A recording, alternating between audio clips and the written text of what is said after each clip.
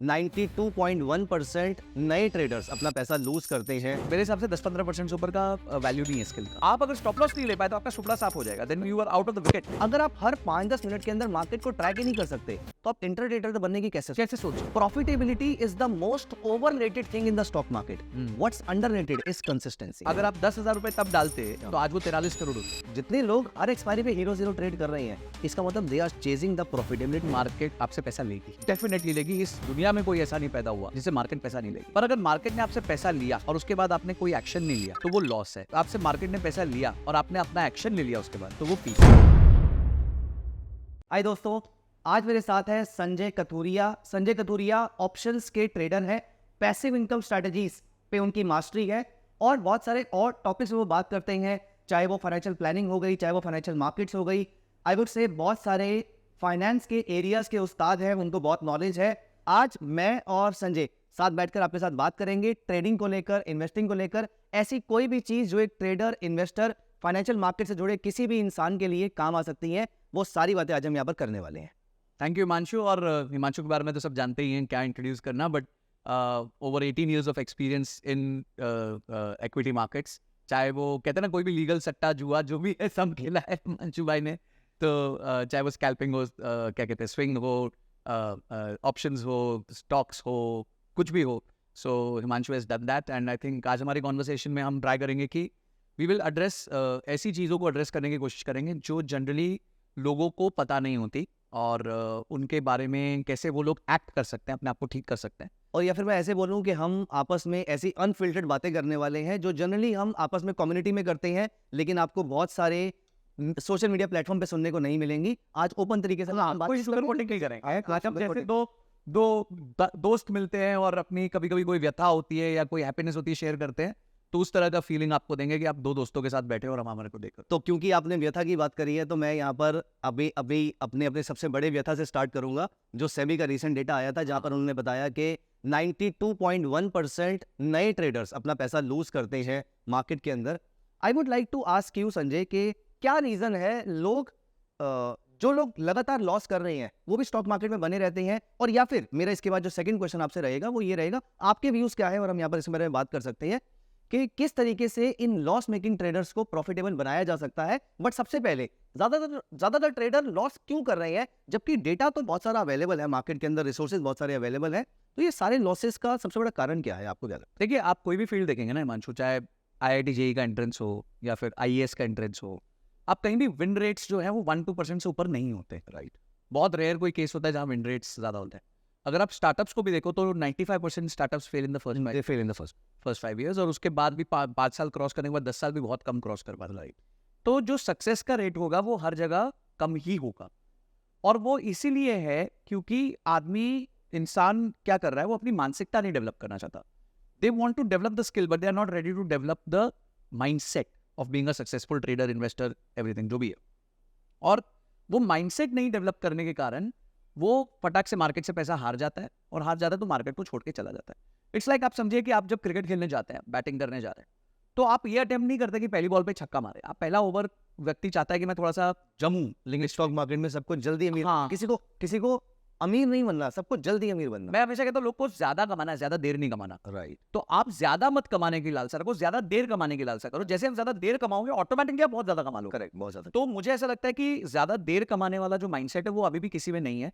और ये बात, जैसे मैं क्रिकेट का एग्जांपल ले रहा था, जब हम छोटे थे तो हम भी कोशिश करते थे पहली बॉल पे छक्का मारेंगे, बड़े हीरो लगेंगे, पर वो हीरो जीरो हो जाता है बाद में जो हीरो जीरो ट्रेड्स भी होते हैं वैसे, बट हीरो जीरो बन जाता है बिकॉज आपने पिच को असेस नहीं किया, आपने अपनी स्ट्रेंथ नहीं देखी, बॉलर की स्ट्रेंथ नहीं देखी, विकेट फील्डिंग कहाँ जमी हुई है वो नहीं देखी। तो एक अच्छा प्लेयर कौन होता है, वो ये सारी चीजों को देखता है, फिर अपने शॉट्स को प्ले करता है, और उसमें भी वो सारे शॉट्स उसके लगे ऐसा जरूरी नहीं है।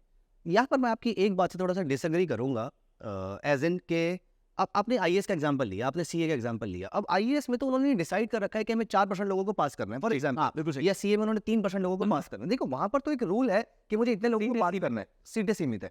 स्टॉक मार्केट में तो बहुत सारे लोग पैसा बना सकते हैं, यहाँ पर तो कोई वैसी लिमिटेशन नहीं है, फिर भी लोग पैसा नहीं बना रहे, तो क्या हम ये बोल सकते हैं कि ये problem trading strategy, trading setup, इन चीजों की कम है और ये सारी माइंडसेट की प्रॉब्लम? बिल्कुल, जैसा मैंने पहले कहा कि स्किल जो है वो मेरे हिसाब से 10-15% से ऊपर का वैल्यू नहीं है स्किल का।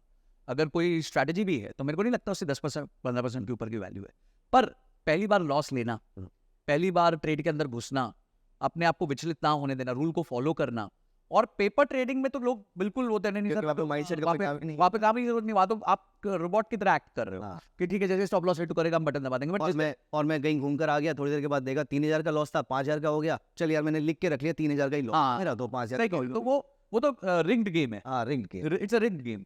तो अगर जिस दिन रियल पैसा आपका लगता है और रियल पैसे में आपको स्टॉप लॉस कर, जैसे मैं जब अपना बैच कंडक्ट करता तो मैं स्टॉप लॉस को हम लोग सेलिब्रेट करते हैं।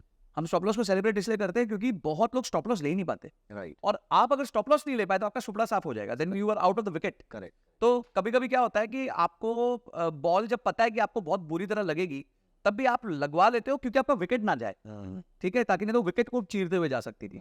तो आप थोड़ा पेन ले लेते हो ताकि अपने विकेट को प्रोटेक्ट कर सको। तो इसी तरीके से आपको अपने विकेट को प्रोटेक्ट करना बहुत जरूरी है। और जैसे आपने कहा कि ये गेम सारा माइंडसेट का ही है, ये गेम स्किल सेट का मेरे हिसाब से 10-15% है। आपने ये बात बहुत अच्छी बोली। इससे मुझे, मैं अपने व्यूअर्स को भी और आपके साथ भी एग्जांपल शेयर करना चाहूँगा। इट वाज 21 जनवरी 2008, 21 जनवरी 2008 को मैंने भी नई ट्रेडिंग करना स्टार्ट किया था। जैसे आपने बताया 16-17 साल मुझे हो गए ट्रेडिंग करते हुए, तो तब उससे भी थोड़ा टाइम पहले मैंने स्टार्ट किया था। और तब मैंने, जहाँ तक मुझे याद है, इट वाज 18 जनवरी 2008, तो मुझे मेरे ब्रोकर ने रिकमेंड किया, मैं ब्रोकर का नाम यहाँ पर नहीं लूँगा, तो मुझे मेरे ब्रोकर ने रिकमेंड किया कि आप भारत फोर्स का फ्यूचर लेके चले जाए। अच्छा। और वहाँ पर अभी मैं नया प्लेयर था, और मैं, आप ये सोचिए कि उस समय मैं तकरीबन 23-24 साल का था, और उस टाइम पे मेरे पास जो सेविंग्स थी, मेरे खुद के कमाए हुए पैसे की, मेरे पास अप्रॉक्सीमेटली 1 लाख की सेविंग थी। और उस समय 1 लाख मतलब आज के तकरीबन 4-5 लाख के, और आप अभी ग्रेजुएट हुए हो, इस लेवल की मैं बात कर रहा हूँ। मैं फ्राइडे को भारत फोर्स का फ्यूचर लेकर गया, 378 का प्राइस चल रहा था, 1000 का लॉट साइज था, तो 3,78,000, 3,78,000 का वो कॉन्ट्रैक्ट हो गया।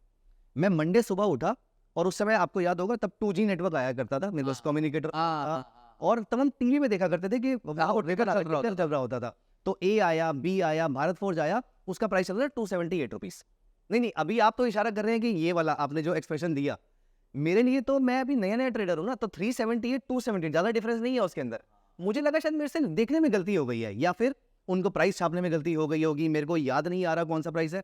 बट एक्चुअली में जब तक ये, उस समय आपको याद होगा 9:55 मार्केट खुला करते हैं, तो ये मैं 9:56 9:57 के आसपास की बात कर रहा हूँ।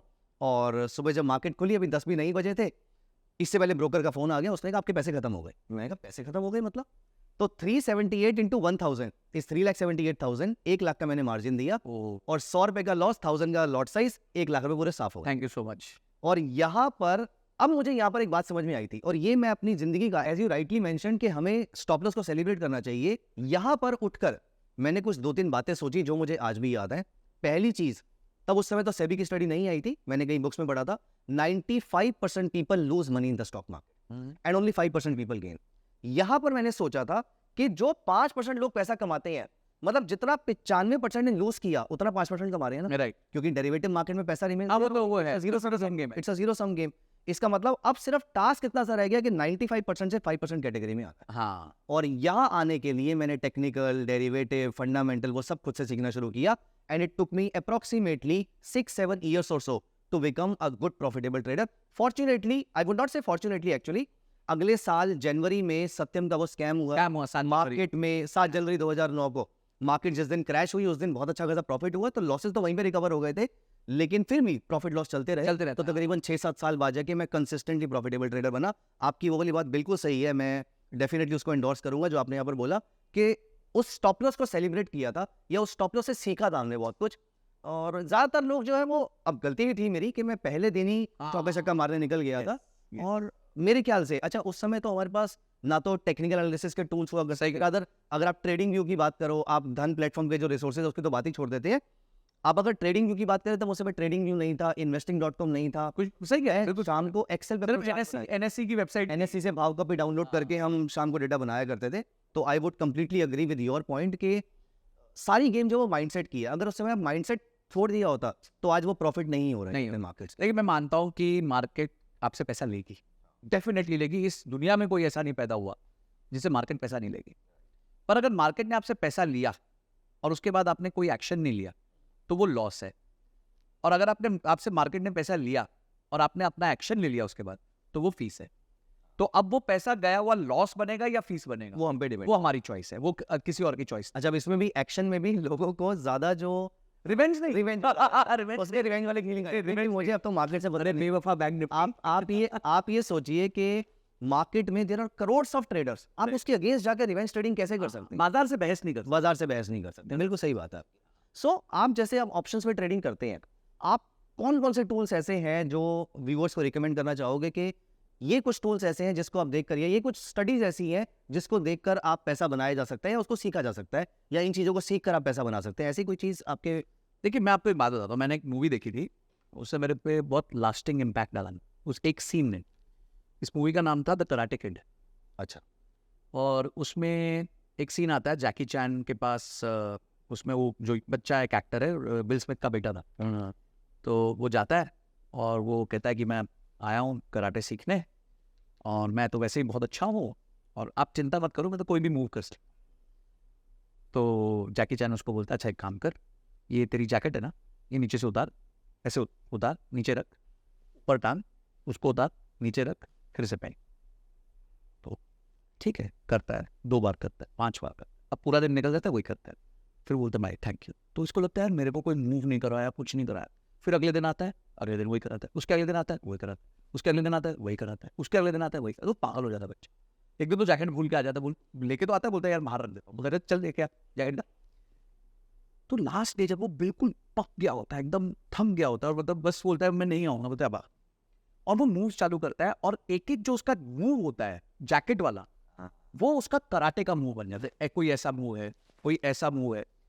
तो उस सीन से मुझे ये समझ आया कि जब आप एक चीज को मल्टीपल टाइम प्रैक्टिस करते हो तो वो आपके, जिसे मसल मेमोरी कहते हैं, बन जाता है। कोई भी ट्रेड सेटअप खराब और अच्छा नहीं होता। करेक्ट। मेरे हिसाब से सारे ट्रेड सेटअप अच्छे हैं क्योंकि वो कुछ लॉजिक से बने होंगे। राइट। कहीं ना कोई इंडिकेटर ब्रीच हो रहा होगा या कुछ हो रहा है। एक्चुअली तो फॉर्मूला ये मैथमेटिकल फॉर्मूला सही या गलत नहीं होता, वो And 7 out of 10, 6 out of 10, 8 out of 10 times it will win.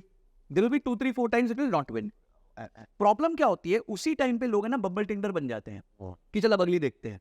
अच्छा नहीं यार हिमांशु वाली स्ट्रैटेजी काम नहीं आ रही, चल संजय वाली, वो वाले ठीक है, अब संजय वाली नहीं आ रही तो कोई और XYZ देखते आ रहे। तो the moment you start doing this you will never make money. तो आपको चाहे एक ही अप्रोच रखो पर उसको इतना मास्टर कर लो, इतना मास्टर कर लो कि उसमें आप गलती ही ना करो। बिल्कुल सही बात आपने बताई है। ये बात मैं टोटली अग्री भी करता हूँ और मैं कई बार अपने सेशंस में ये बात को बोलता भी हूँ कि मार्केट में पैसे कमाने के लिए आपको मार्केट को जानना जरूरी नहीं है, पहले आपको खुद को जानना जरूरी है। यस, आप स्वभाव क्या है? हाँ, आपका स्वभाव क्या है। अब यहाँ पर क्या होता है, संजय जी ने ट्रेडिंग करी तो संजय जी ने फॉर एग्जाम्पल डेली चार्ट देखकर ट्रेड किया और उनको देखा कि विप्रो ऊपर जा रहा है, विप्रो यहाँ से लगातार ऊपर जाता जा रहा है, 100 पे बाई किया, फॉर एग्जाम्पल 120 130 रुपये हो गया। अभी प्राइसेस गिर के 115 हो गए, थोड़ा कंसोलिडेट तो करेगा, थोड़े नीचे आ गए वहाँ पर। अब फिर वो अब इनको लगता है कि यार ये तो थोड़ा सा नीचे आ रहा है, मेरा तो प्रॉफिट खत्म हो जाएगा, so I have a fear of missing out this entire profit now. अब ये 112 आ गया, अब 111 आ गया। अब संजय डेली चार्ट छोड़ के आवरली चार्ट पे आ जाएंगे। अब यहाँ पर देखेंगे कि हायर हाई बन रहा है या लोअर लो लोअर हाई बनना शुरू हो गया। फॉर एग्जाम्पल अगर आपको अब यहाँ पर अभी भी हायर हाई बन रहा है, थोड़ी देर के बाद फिर प्राइसेस नीचे आ गए। अब संजय 15 मिनट के चार्ट पे आ गए, अब वो 5 मिनट के चार्ट पे आ गए। जहां पर संजय ने स्टार्ट किया था डेली चार्ट से, वहां पर वो खत्म करे 5 मिनट के चार्ट पे, और कहीं ना कहीं तो आपको सेल सिग्नल मिल ही जाएगा उसके, सही कह रहे हो। और आपने वहां से एग्जिट कर दिया। जैसे ही आपने एग्जिट किया और यहाँ से थोड़ी देर के बाद आपका स्टॉक टारगेट हिट कर देता है और आपको लगता है कि मेरे एग्जिट करते ही मार्केट ऊपर चली जाती है क्योंकि कोई स्टॉप लॉस हंटिंग कर रहा था। इस मार्केट में कोई ऑपरेटर नाम की चीज मुझे नहीं पता कि इसने देखी या नहीं देखी है, बट मैं जनरली ये मान के चलता हूं कि अगर प्रॉफिट का क्रेडिट मैं लेके जा रहा हूं तो लॉस का क्रेडिट कोई और क्यों लेगा, कैसे लेके जाएगा? और अगर आप दूसरों को लॉस का क्रेडिट दोगे तो अपने आप को तो आप कभी भी नहीं कर पाओगे, आप कभी अच्छे ट्रेडर बन भी नहीं पाओगे। तो पहली बात तो मुझे लगता है कि हर किसी को खुद को जानना चाहिए। फॉर एग्जाम्पल अगर आप हर 5-10 मिनट के अंदर मार्केट को ट्रैक ही नहीं कर सकते, आप इंट्राडे ट्रेडर, अगर आप एल्गो यूज करें तो एक अलग बात है, बट ज्यादातर लोग नहीं करते। आप अगर थोड़ी देर के बाद मार्केट को ट्रैक ही नहीं कर रहे तो आप इंट्राडे ट्रेडर बनने की कैसे सोच? देखिए मैं वही कहता हूँ कि जैसे 2 तरह के लोग होते हैं, एक बॉक्सर होता है, एक गोल्फर होता है। बॉक्सर को पता होता है कि मैं रिंग में घुसूंगा, मेरे पास 2 मिनट का टाइम है, मुझे नॉकआउट पंच से बचना है, 2-4 तो पड़ेंगी, डेफिनेटली पड़ेंगी, पर मैं ऑन द फेस नहीं पड़नी चाहिए, यहाँ नहीं पड़ना चाहिए, तो आई एम गॉन। यस, और वो अपने आप को प्रोटेक्ट करता है और यही 2 मिनट का बाउट उसे मिलता है। करेक्ट, ठीक है। पर एक गोल्फर होता है, गोल्फर को 3 शॉट मारने हैं, पहला शॉट मारने को आधा घंटा 1 घंटा जो चाहिए ले ले, हवा इधर उधर रुख कर रही है, क्या हो रहा है, विंड डायरेक्शन, वो सब स्टडी कर पहला शॉट मार। तो जो बॉक्सर है वो डे ट्रेडर है, अगर वो रिंग में उतर गया है तो उसकी आंख हट नहीं सकती वो अपोनेंट से। तो आप अगर डे ट्रेडर हो और आपने अपनी आंख चार्ट से हटा ली, हाँ। तो then you are in for some very big knockout. ठीक है ठीक है, पर मैं अगर गोल्फर हूँ, हाँ। मैं महीने की स्ट्रेटजीज बनाता हूँ, हफ्ते की स्ट्रेटजीज, तो आप राहुल द्रविड़ वीडियो सेलेक्ट करो ना, आप आराम से पहले हवा का रुख देखेंगे, आपको शाहिद अफरीदी और वेंदर सहवाग जरूरत बनना ही है वहाँ। बनने की जरूरत नहीं। आपको क्रीज पे टिकना है। बिल्कुल। लाइक फॉर एग्जांपल जैसे आपने बताया कि ऑप्शन सेलर है, आपको मेरे ख्याल से आपके माइंडसेट में जब मैं ऑप्शन सेलिंग करता हूँ तो मेरे माइंड में सिर्फ एक थॉट रहता है कि मुझे ओवरऑल ब्रॉडली बड़े लेवल पे गलत नहीं होना, सिर्फ इतना मेरा टारगेट। बिल्कुल सही। मैं सही ना हो तो भी चलेगा, हाँ। मैं माइल्डली करेक्ट हूँ तो भी चलेगा, हाँ। मेरे को सिर्फ अगर मैंने कॉल सेल करी है तो मार्केट शार्पली ऊपर ना जाए, मुझे बस इस बात का मोमेंटम के साथ ऊपर ना भाग जाए। हाँ, बस वो शार्पली ऊपर ना चली जाए, हाँ। वो चाहे नीचे ना जाए, Yes. वो चाहे फ्लैट थोड़ा सा ऊपर चली जाए, तो I am like an option, I am like an insurance seller. बिल्कुल बिल्कुल। तो एब्सोल्युटली राइट। तो मुझे खुद ऐसा लगता है कि जैसे आपने अभी एग्जांपल लिया बॉक्सर का और गोल्फर का, तो मैं यहाँ पर एग्जांपल जनरली कोट करता हूँ। क्रिकेट के 3 फॉर्मेट्स होते हैं, एक T20 होता है, एक वनडे इंटरनेशनल होता है, और टेस्ट मैच होता है। हाँ। तो T20 can be compare to intraday trading ठीक। और स्कैल्पिंग, कि आप जल्दी जल्दी आपने जाना है, चौके छक्के मारने और बाहर आ जाना। Right. जिस तरीके से वीरेंद्र सहवाग, शाहिद अफरीदी, ये सब लोग क्रीज पे जाते हैं और मारना शुरू कर देते हैं, तोड़ना शुरू कर देते हैं। क्रिस गेल हो गए। क्रिस गेल हो गए। लेकिन वहीं अगर आपका वनडे इंटरनेशनल है, it is like a swing trade, मतलब वो होता तो दिन के अंदर है, लेकिन वो it is like a swing trade, आपके पास एक्शन लेने का टाइम है, टाइम। 2 आवर वेस्ट भी हो जाए तब भी चलेगा। यस। इंट्राडे ट्रेडिंग में अगर आपने 1 घंटा बर्बाद कर दिया, नहीं चलेगा, सही। क्योंकि उसी टाइम पे अगर आपकी मीटिंग आ गई, उसी टाइम पे अगर आपने एंट्री लेनी थी और आप नहीं ले पाई, तो कोई फायदा नहीं हो सकता। राइट। और यहीं पर अगर आपके जो पोजिशनल ट्रेडर है, it can be compare to test match. आपके पास टाइम ही टाइम। बिल्कुल you have to make sure कि आप सिर्फ ब्रॉडली प्रॉफिटेबल हो, Yes. जल्दबाजी में प्रॉफिटेबल हो ऐसा जरूरी नहीं। बिल्कुल सही, एकदम सही कह रहे हो। आपने तीनों फॉर्मेट्स को बहुत अच्छे से बता दिया कि अपना T20 भी है, वनडे भी है, और अपना एक टेस्ट मैच भी है। तो मैं पर्सनली टेस्ट मैच प्रेफर करता हूँ, क्योंकि मैं अपने आप को गोल्फर मानता हूँ हाँ, कि भाई आराम से काम करो, क्योंकि मुझे ऐसा लगता है घूम फिर के ना जो रिटर्न्स का प्रोपोर्शन है in terms of percentage annualised returns, वो एक रेंज है जो मेरे को नहीं लगता उस रेंज के बाहर बहुत ज्यादा ट्रेडर्स होंगे। This is my personal thing, I will want to know your. ये आपने बहुत ही अच्छा पॉइंट रेज किया है। मेरे को ऐसा लगता है पर्सनली कि सारी आई वुड से फसाद की जो जड़ है वो है तुम्हारी एक्सपेक्टेशन, गलत एक्सपेक्टेशन से। गलत एक्सपेक्टेशन। वॉरेन बफे भी यही कहता है कि अगर रिश्ता लंबा चलाना है तो अपेक्षाएं कम कर दो। Absolutely right, that's a very beautiful statement. So मेरे को ऐसा लगता है कि ट्रेडर्स, ज़्यादातर ट्रेडर्स, क्योंकि मैं जनरली अलग अलग जगह पे ट्रैवल करता हूँ, सेशंस पे लेता हूँ, लोगों से मिलता हूँ, तो मुझे ऐसा लगता है कि I tell you one example here. मैं एक सेशन ले रहा था किसी के बिहाफ पे, और वहाँ पे देयर वाज अ पार्टिसिपेंट, और ऑनलाइन सेशन है, कोविड पीरियड की बात है, और कोविड पीरियड में तब एज इन लोग कैमरा ऑन नहीं करते थे, हाँ राइट। नया ऑनलाइन अभी आया था उसके अंदर। सो वहाँ पर मैं जनरली जब टेक्निकल एनालिसिस पढ़ा रहा होता हूँ तो मेरा ये कॉमन क्वेश्चन है कि what is the monthly ROI that you expect. हाँ मैं भी पूछता हूँ। राइट। सो अब आप यहाँ से क्या एक्सपेक्ट करेंगे? चलो ठीक है, कुछ लोग बोलते हैं 10%, कुछ लोग बोलते हैं 15%, ठीक है, अभी हम उसके ऊपर मेरी एक्सपेक्टेशन क्या है मैं उस पर आता हूँ। लेकिन वहाँ पर किसी का एक आंसर आया 1% पर डे, अरे वो तो 22% पर, मतलब 22% के आसपास, मोटा मोटा 20% पकड़। तो मेरा हर बार अगली बार जब मुझे आउट राइटली एक बिल्कुल ही ऑकवर्ड आंसर मिलता है, तो मेरा अगली बार बाय डिफॉल्ट मेरे मुंह से क्वेश्चन निकलता है, is there someone in the world you know who is making this kind of return? अच्छा ठीक है, तो ये आगे क्या? हाँ, तो वहां से जनरली एक आंसर आता है नहीं, लेकिन यहाँ पर आंसर आया हाँ, I know someone who is making 1% return per day. अच्छा। मैंने कहा वेरी गुड। मैंने कहा हु? कह रहे हैं शी वाज अ लेडी, तो शी सेड माय हस्बैंड। तो मैंने कहा for how long he is making this, because अगर वो कंसिस्टेंटली बना रहे हैं इस चीज को, तो अभी तो मैं आपको पानी से ऊपर हो जाता। तो मैं आपको ये प्रॉमिस करता हूं कि मैं आपको फंड लाके दूंगा, मैं अपना फंड दूंगा, मैं किसी और का फंड दूंगा। अगर आप 22% कमा रहे हैं, 15% आपका, सिर्फ 5 मुझे देना आप, और मैं इसकी मार्केटिंग भी करूंगा आपके लिए कि मैं आपके लिए क्लाइंट फिल कर दूंगा, अगर आप प्रॉपर सर्टिफिकेट वगैरह के साथ काम करेंगे तो, लाइसेंस वगैरह लेंगे। तो मैंने कहा for how long he is making this kind of return? 3 days, you guess the answer? 4 days। तो 4 दिन की इस एक्सपेक्टेशन को जिंदगी चाहती थी। इसको एक्सट्रापोलेट कर लेंगे आप जिंदगी के लिए। सही कह रहे हो। लेकिन इसको हम चाइनीज मैथ्स कहते हैं। जैसे चाइना का सामान खराब हो जाता है ना, वैसे ये चाइनीज मैथ होती है। हाँ, तो आई होप ये हमारा पॉडकास्ट चाइना में कोई ना सुने। सो तो यहाँ पर अगर, क्योंकि आपने ये क्वेश्चन मेरे से पूछा, तो I would rather like to state this with an example. आपको मालूम है, अगर आप 4% रिटर्न भी पर मंथ जनरेट करते हैं, कंपाउंडिंग करके आप हर 2.5 साल में अपने पैसे को डबल कर। हाँ सही कह रहे हो। अगर आप 3% पर मंथ भी जनरेट करते हैं तो तकरीबन 3 साल में पैसा डबल हो रहा है, और 2.5% पे भी तकरीबन 4 साल में आपका पैसा डबल हो जाता है। आपकी जिंदगी में, मैं लिख कर दे रहा हूं, आपकी जिंदगी में ऐसा कोई नहीं है जो 3% से ऊपर मंथली रिटर्न कमा रहा है पिछले 10 साल से। ना पॉसिबिलिटी। इसका मतलब यहां पर मैंने जो एक लेसन सीखा है स्टॉक मार्केट से या इस पूरी फाइनेंशियल इंडस्ट्री से, वो ये है, everyone is chasing profitability. I would say profitability is the most overrated thing in the stock market. What's underrated is consistency. आप कितने कंसिस्टेंट है। अगर आप 2.5% 3% पर मंथ भी कमा पा रहे हैं, अगर आप ये भी कर पा रहे हैं और आप कंसिस्टेंटली कर पा रहे हैं, आप अपने कैपिटल को बहुत अच्छे से ग्रो। बहुत जल्दी ग्रो।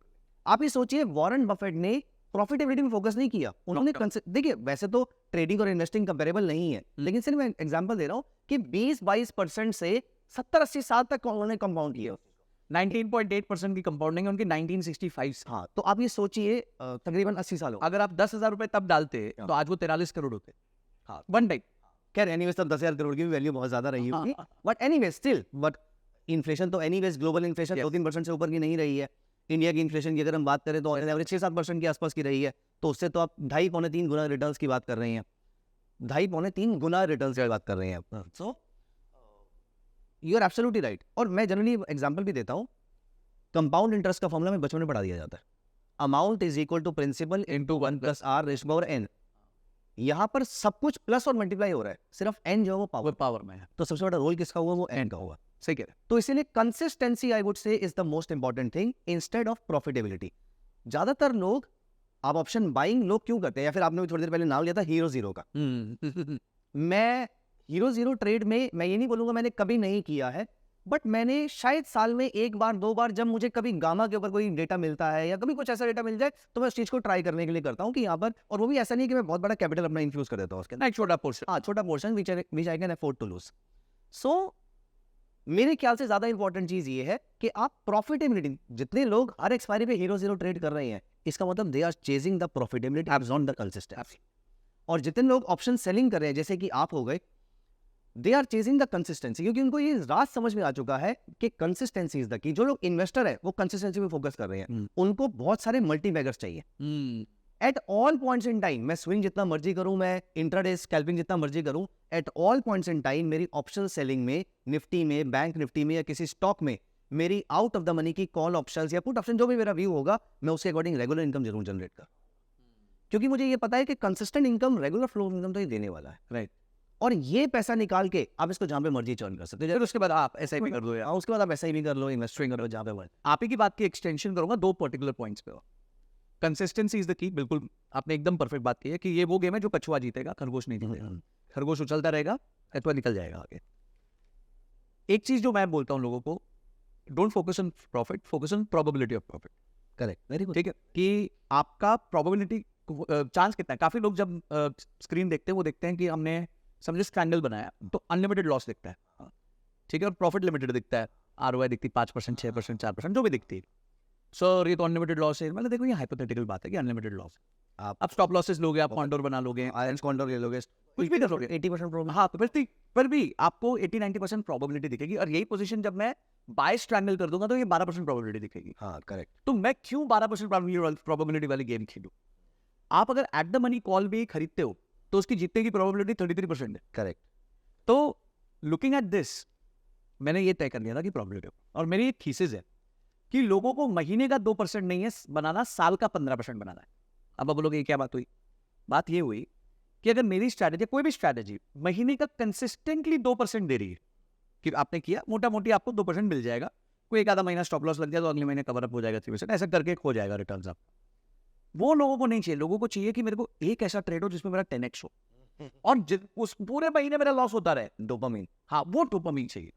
तो ये जो कछुए वाली अप्रोच है, ये जो कंसिस्टेंसी प्रोबेबिलिटी वाली अप्रोच है कि मंथ ऑन मंथ हम प्रॉफिटेबल रहे, लाल कम से कम देखे। आपको पता है मेरा ट्रांजैक्शन कॉस्ट मेरे प्रॉफिट का 1% होता है। यानी अगर मैं 50,000 का प्रॉफिट बनाऊं तो मैं 500 रुपए का ट्रांजैक्शन कॉस्ट देता हूँ। मेरे एक मित्र हैं बहुत अच्छे, बहुत बड़े इन्फ्लुएंसर भी, दिनेश पिरुला, स्टॉक बनर। अच्छा, तो उन्होंने एक बार अपना P&L शेयर किया स्कैल्पर, तो उनका प्रॉफिट था करीबन 66 लाख और ट्रांजैक्शन कॉस्ट था 73 लाख। अब आप सोचो, ये तो उन्होंने प्रॉफिट बना लिया, अगर यही उन्होंने 66 लाख की जरा जीरो बनाया होता और 73 वो तो आपको देना ही पड़ेगा, वो तो आप बच नहीं सकते। और वो ही बता रहे थे कि 20 लाख रुपए के आसपास उसमें वो था STT, जो अब जाके 32 हो जाएगा, हाँ 32-33 लाख हो जाएगा। तो आप ये देखिए कि जब भी आप ओवर ट्रेड करते हैं, सिस्टम आपके विरुद्ध है, ट्रांजैक्शन कॉस्ट आपके विरुद्ध है, मार्केट्स आपके विरुद्ध है। पर अगर आप स्टेबल तरीके से प्ले करते हैं, ज्यादा ओवर ट्रेड नहीं करते, तो आप डेफिनेटली इससे एक लॉन्ग टर्म जो रिटर्न्स की रेंज आपने बताई मोटा मोटी 2-3% के आसपास महीने की, सालाना 20-25%, 30% के आसपास बना सकते हैं, जिसमें आपकी वेल्थ हर तीसरे साल में डबल हो सकती है। ऑल्दो अब जो मैं स्टेटमेंट बोलने वाला उसमें मैं क्रिटिसिज्म बहुत मिलने वाला है, बट क्योंकि ये टॉपिक ये बार हम बेबाक बातचीत है, तो हम ओपन अनफिल्टर्ड बातचीत कर रहे हैं यहाँ पर। मैं स्टिल भी ये बात बोलूँगा, मैंने जो चीज़ नोटिस करी है ज़्यादातर लोगों से मिलके, ज़्यादातर ट्रेडर, वो चाहे मैं पुराने वाले हिमांशु अरोड़ा की भी बात क्यों ना करूँ, जब मैं पहली बार भारत फोर्ज का फ्यूचर मैंने लिया था तो मैंने पैसा कमाने के लिए थोड़ी ना लिया होगा। ज़्यादातर लोग स्टॉक मार्केट में मज़ा लेने के लिए आ रहे हैं, पैसा कमाने के लिए कम लोग आ रहे हैं। एंड आई पर्सनली फील कि जब तक आपको स्टॉक मार्केट में मज़ा आ रहा है तब तक पैसा नहीं नहीं। मेरी खुद की ट्रेडिंग, और मैं आपको बिना पूछे आपसे बता देता हूँ, मैं आपसे पहली बार आपकी स्ट्रेटेजी के बारे में बात कर रहा हूँ, लेकिन मैं बिना पूछे बता देता हूँ, आपको मजा नहीं आ रहा होगा, आपकी बोरिंग ट्रेडिंग होगी, आपने ट्रेड नहीं छोड़ दिया होगा, वो कुछ करना ही नहीं होता, कुछ करना नहीं होता उसके। सिर्फ पूरे महीने में 2 बार अलर्ट बच जाता है, कभी वो भी। नहीं तो पूरा महीना निकल जाता, पैसा बन जाता। अच्छा, ऐसा जरूरी नहीं है कि ऑप्शन सेलर ही बोरिंग ट्रेड कर सकता है, ऑप्शन बायर ही बोरिंग ट्रेड कर सकता है। जैसे मेरी जो स्ट्रेटेजीज बनी हुई है ऑप्शन बाइंग को लेकर या इंट्राडे को लेकर, संजय जी मुझे उसमें अपने दिमाग का एक पोर्शन ए भी नहीं लगाना, A to Z तो भूल जाओ, मुझे उसका ए भी नहीं लगाना। मेरे को अलर्ट बजता है, नोटिफिकेशन आती है कि आपका ये बाई सिग्नल ट्रिगर हो गया है, आपका ये अलर्ट ट्रिगर हो गया है, मैं सिस्टम पे जाता हूँ, ऑर्डर पंच करता हूँ, वापस आ जाता हूँ, मैंने स्टॉप लॉस लगाया, मैंने टारगेट लगाया। इसमें मजा कहाँ पर आया मुझे? ना मेरे को प्रॉफिट मजा दे रहा है, ना मेरे को लॉस मजा दे, ना मेरे को लॉस दुख दे रहा है, क्योंकि मैंने अपनी पोजीशन को ऐसे मैनेज किया हुआ कि वो मेरे जीवन को इंपैक्ट नहीं कर रही। सही कह रहे हैं। इसीलिए शायद वो प्रॉफिट में निकल पा रही है। अगर मैं मजा चेस करना शुरू कर दो, मजा आता है मुझे कसिनो जाके, लेकिन वहां पैसा कमा के नहीं निकल पाता मैं वहां पे। तो वहां पर अभी हम रिसेंटली जब कसिनो में गए थे तो वहां पर हम लॉस करके आए थे, उसके अंदर मजा बड़ा आया था, वो मेमोरीज क्रिएट हो गई। अब मेरा रोज का स्टॉक मार्केट का जो ट्रेडिंग डे है वो मेमोरी क्रिएट नहीं कर रहा, वो पैसा क्रिएट कर रहा है। सही है। तो आई वुड लाइक टू से एवरीवन हियर कि आप ये सोचिए कि आप एज इन अपनी ट्रेडिंग को जितना बोरिंग कर सकते हैं, या फिर मैं ये बोलूं जितने आप रॉबर्ट बन सकते हैं, बिना बिहेवियरल बाइसेस को बीच में लाए आप ट्रेड कर सकते हैं। I think you can become more profitable. मेरे लिए तो ये थॉट प्रोसेस काफी काम किया है वहाँ। इसी में मैं एक चीज ऐड करूंगा, जैसे आलिया भट्ट की एड है रिको टर्मरिक की, कि आपको मजा चाहिए कि असर चाहिए। तो आपने बहुत अच्छी बात की कि लोगों को मजा चाहिए, असर नहीं चाहिए। ठीक है, तो मेरे को वो बात हमेशा मेरे माइंड में रहती है कि कोई भी आप बिजनेस जो अमेजिंग प्रॉफिटेबिलिटी कमाता है, बिजनेस भी देखें, they are very boring businesses. Mukesh Ambani तेल मैं तो नहीं पे आने वाला था अभी कि ये सारे बड़े बिजनेस अगर आप देखो सब, आपको लग रहा है कि मुकेश अंबानी जी को अपनी रिफाइनरी में जाके मजे आ रहे होंगे, उनको पैसे आ रहे हो, बिल्कुल पैसे मत। अच्छा, मजे वाले सारे business with all due respect to the other brother, वो सारे बिजनेस खत्म हो गए, वो सारे मजे वाले बिजनेस। बिल्कुल सही कह रहे हैं। सो अडानी देख लीजिए, पोर्ट्स है, पावर प्लांट है। अब पावर प्लांट में क्या मजा है? मजा आएगा, वो जनरेट हो रहा है, ग्रिड से जा रहा है, और महीने के एंड में सरकार उनको पैसा दे रही है उनका। तो एंड ऑफ द डे जो भी व्यक्ति एक्स्ट्रा ऑर्डिनरी पैसा कमाता है वो बोरिंग काम। अगर आप मजा करते रहोगे, हॉपिंग करते रहोगे, तो वही वो आप फिर रैबिट हो गए, आप गेम नहीं जीते। तो प्रॉब्लम यही है कि हमारा माइंडसेट इस तरीके से बना हुआ है मार्केट के अंदर कि हम मजे को ही चेस कर रहे होते हैं, और क्योंकि हम सीरियस मनी मेकिंग की तरफ फोकस ही नहीं करते। अच्छा, सीरियस मनी मेकिंग में आई स्टिल रिमेंबर, मुझे नहीं पता कि आपने पिछले 10, 15, 20 साल कैसे बिताए हैं स्टॉक मार्केट में। मुझे आज भी याद है, मैं जब 2007-8 में जब मार्केट में एंटर किया था, तब उस टाइम पे 3:30 बजे मार्केट बंद होती थी, अराउंड 6 बजे के आसपास NSE डेटा अपलोड करता था, 6:15 बजे के आसपास भाव का PM डाउनलोड करते थे, रात को 1, 2, 3 बजे के आसपास तक मैं अपनी रिसर्च कंटिन्यू करता था। मैं एक्सेल पे डेटा डाउनलोड करता था, उसके चार्ट्स बनाता था, क्योंकि तब तो चार्ट्स अवेलेबल नहीं थे ना, कुछ पायरेटेड सॉफ्टवेयर जरूर थे जिसपे हम डेटा अपलोड करके बना सकते थे, लेकिन वो भी कभी काम करते हैं, कभी नहीं काम कर रहे थे। सो एक्सेल पे ये सारी चीजें रख, इसमें मजा कहीं नहीं आ रहा, मेहनत बड़ी लगी, मेहनत बहुत। अब आज मैं उन चार्ट्स को फील कर पा रहा हूँ। अब मुझे पता है कि अगर ये बुलिश एंगल्फिंग, बीरिश एंगल्फिंग अगर इस टाइप से बनी है तो यहाँ से ऊपर जाने के चांसेस बहुत ज्यादा है। हिमांशु दाव लगा दिया, क्योंकि यहाँ पे मैंने उसको, आई वुड से मैंने उस पूरी डाउनसाइड और अपसाइड को, उन कैंडल्स को जिया है मैंने, और ये बहुत ही बोरिंग काम था। इसमें देखिए, आपने अभी एक वर्ड यूज किया और लोगों को रियलाइज नहीं होगा, पर ये बहुत इंपॉर्टेंट वर्ड यूज आपने किया। आपने कहा कि ये 2 इंडिकेटर आपने बेरिश एंगल्फिंग और ये यूज किया, और कहा कि हिमांशु अब चांस है कि पैसा बच जाएगा, मतलब ये एक डायरेक्शन में।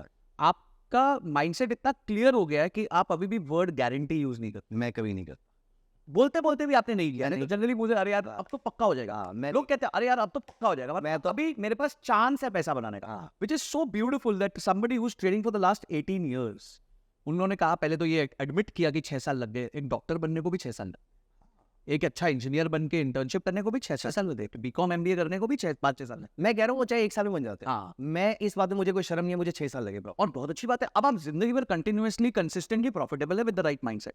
और अंत में जो वर्ड यूज किया वो तो मेरा मतलब सर मजा आ गया हिमांशु भाई, कि आपने बोला कि there is a chance of making a profit. आजकल लोगों को गारंटी सर होना ही मैं हो ही जाएगा। मेरी, क्योंकि हम अब पॉडकास्ट के एंड में भी आ रहे हैं यहाँ पर, सो मैं तो एंड में अपनी तरफ से एक स्टेटमेंट बोलना चाहूंगा that the stock market is not a game of certainties, it's a game of probabilities. मेरे ख्याल से आपने भी इसी type Probability of profit। The stock market is a game of probability. The more probability you can turn in your favour, the more profitable you are becoming for your entire life. बिल्कुल, and I think such a beautiful closing statement. तो मेरा closing statement ये होगा कि आप जो है हर चीज को करियर की तरह देखते हैं, स्टॉक मार्केट को भी करियर की तरह देखते हैं। एक रिवॉर्डिंग करियर है, एक ऐसा करियर और एक ऐसा बिजनेस है ना जिसमें आपको इन्वेंट्री रखनी है, ना एम्प्लॉयज रखने हैं, ना आपको किसी प्रकार के सप्लायर के साथ झकझक, किसी कस्टमर के साथ मच।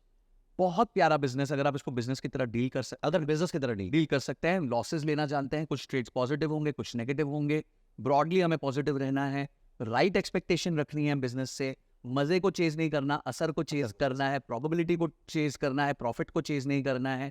ये सारी चीजें अगर आप बेसिक सिर्फ माइंडसेट को रख लें, आप कोई भी सेटअप करें, बिल्कुल सही, आप कोई भी सेटअप कोई भी सेटअप करो, कोई सेटप खराब नहीं होता, सारे सेटअप अच्छे होते हैं। कभी कभी कोई मार्केट में ज्यादा चलता है, कभी कोई मार्केट में कम चलता है, पर ओवर लॉन्ग रन सब सेटअप्स आपको अच्छा रिटर्न बना के देते हैं। 49% काम ट्रेडिंग स्ट्रेटेजी का है, 51% काम आपकी ट्रेडिंग साइकोलॉजी का है। ऑल्दो आपने तो 12-13% मैं तो मेरे लिए तो मैं लेकिन मैं तो 85 मानता हूँ। चलिए, thank you so much Sanjay. So it was a wonderful interaction with you. मेरे ख्याल से हमारे ऑडियंस को, व्यूअर्स को भी मजा आया होगा। बहुत क्लैरिटी बनी होगी। हाँ,